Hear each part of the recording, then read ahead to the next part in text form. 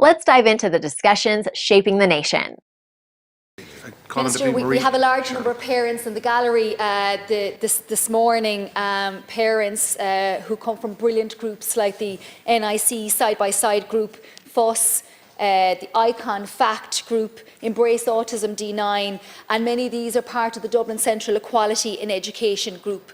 Groups that were set out of sheer desperation because of the lack of health and education services for their children. Groups that have provided a lifeline to many parents because many of them are bearing the scars and the exhaustion of a health system that is failing far too many of their children. 23,816 children across this country waiting over a year for psychology appointments and CDNTs. 22,068 children waiting over a year for SLT, and the list goes on. And so they've been failed in their education system, and they're also being failed in an education system that is adding to their torture. Far too many families in this country are having to go through the nonsense every year of applying to 20, 30, or indeed, as one mother told me, 40 schools over a 3-year period to ensure her child gets a constitutional right to an education. Here this morning we have Jasmine, who is mother to Lewis.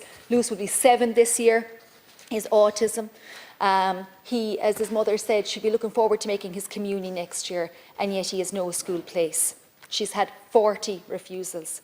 We have Crystal here. Her son Charlie will turn 6 in August. He has nowhere this September. He started mainstream school, and as she said, it was the worst year of their lives. He's now in an ASD preschool class, and he is thriving, but he has nothing in September. And I'm thinking of Kyle May. She's 4. She's facing into her 3rd year of preschool, and again, no prospect of a school place. For years now, Minister, we have been pleading for a matching process whereby the NCSE actively allocates children to an appropriate school place. It shouldn't be rocket science. The health system knows about these children, the education system knows about these children, and yet we have far too many parents having to blindly apply and take up places often that are not appropriate. At a very minimum, we need to see that central application process for special classes and special schools rolled out across the country. The Dublin 15 pilot has worked brilliantly. 13 schools, 25 places allocated in one day. We need to see that rolled out. But we understand that there has been huge resistance within the Department of Education, and that needs to change. And when children finally get into school, then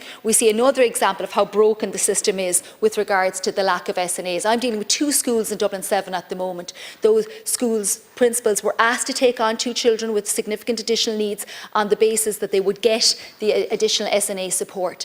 They have got no SNA support. They've been told there's the cap of 23,179 by the end of this year. The NCSE can't do anything, and these schools have been forced to put these children on reduced school days, rolling reduced school days over many weeks. That is simply wrong.